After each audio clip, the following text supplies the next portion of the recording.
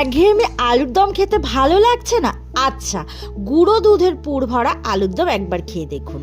মাত্র 10 টাকা দামের 2 প্যাকেট গুঁড়ো দুধ এখানে লাগবে। আর হ্যাঁ, একটা বিশেষ মশলা দেব, সেটা পুরো ভিডিও না দেখলে জানতে পারবেন না। পুরো রেসিপিটা দেখার অনুরোধ রইল।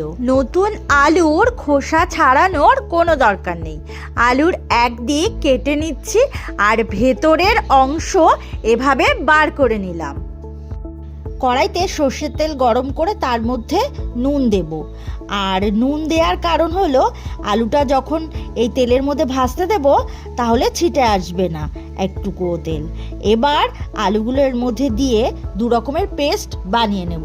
একটা হলো মটরশুঁটির পেস্ট আর একটা হলো কাঁচা লঙ্কা আর টমেটোর পেস্ট। ব্যাস, এই দুটো পেস্টই এখানে লাগবে, আর কোনো মশলা এখানে লাগবে না।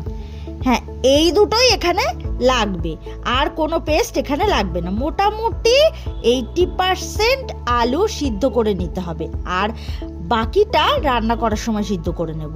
আলুগুলো ভেজে তুলে নেব। আর যেটুকু আলু এর মধ্যে থেকে বের করে রেখেছি সেটা কড়াইতে দিয়ে দিলাম। একটুও আলু নষ্ট হবে না, সম্পূর্ণ আলুটাই এই রেসিপিতে কাজে লাগবে। পরিমাণ মতো নুন আর হলুদ দিলাম, আর দিয়ে দিলাম 1 চামচ জিরে গুঁড়ো, 1 চামচ ধনে গুঁড়ো, আর দিয়ে দিলাম মটরশুঁটি বাটা। সব কিছু মিশিয়ে নিয়ে গুঁড়ো দুধ দিয়ে দিলাম। এখানে 1 প্যাকেটের হাফ দুধ ব্যবহার করব। এখন দিলাম, আর অর্ধেকটা যখন পুর নামিয়ে নেব তারপরে দেব ওই পুরের মধ্যে। এবার সামান্য একটু ভেজে নেব, আর তাতে করে গুঁড়ো মশলার কাঁচা গন্ধটা চলে যাবে। তারপর জল দিয়ে দিলাম যাতে সব কিছু সিদ্ধ হয়। এখানে গুঁড়ো দুধের পরিমাণ আলুর পরিমাণ বুঝেই দিতে হবে। আমি এখানে 500 গ্রাম আলু নিয়েছি, তাই এখানে 10 টাকা দামের 1 প্যাকেট গুঁড়ো দুধ এই পুরের জন্য, আর 10 টাকা দামের আরেক প্যাকেট দুধ গ্রেভির জন্য ব্যবহার করেছি। মোট 2 প্যাকেট দুধ ব্যবহার করেছি 10 টাকা দামের। আর পুরটা একটু টাইট করার জন্য 2 চামচ বেসন দিয়ে দেব, তাহলে পুরটা বেশ মাখো মাখো হবে। আর এখানে ধনে পাতা কুচি দিয়ে দিলাম। তারপর পুরটা নামিয়ে নিয়ে বাকি প্যাকেটের অর্ধেক দুধটা এখানে দিয়ে দেব। এভাবে গুঁড়ো দুধের পুর দিয়ে আলুর দম খেয়ে দেখবেন, দারুণ টেস্টি হয়।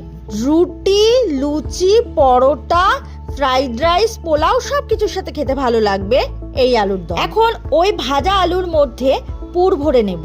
একটু চেপে চেপে ভরতে হবে, যেহেতু আলুটা 80% ভাজা হয়েছে তাই আলু ভেঙে যাওয়ার কোনো চান্স নেই। পুর ভরে নিয়ে সবকটা আলু রেডি করে নিয়েছি।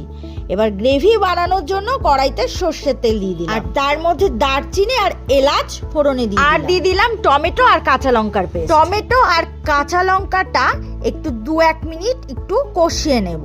তারপরে 1 প্যাকেট গুঁড়ো দুধ পুরোটা এর মধ্যে দিয়ে দিলাম। 10 টাকা দামের 1 প্যাকেট গুঁড়ো দুধ দিয়ে একটু ভালো করে নেড়ে নিচ্ছি। তার মধ্যে এর মধ্যে দিয়ে দিলাম নুন, পরিমাণ মতো নুন দিয়ে স্বাদের ব্যালেন্সের জন্য 1 চামচ চিনি দিয়ে দিলাম, আর মিক্সির বাটিতে জল দিয়ে এর মধ্যে ঢেলে দিলাম। একটু যখন গ্রেভিটা ফুটে উঠলো তখন এর মধ্যে দিয়ে দিলাম সানরাইজ আলুর দমের মশলা।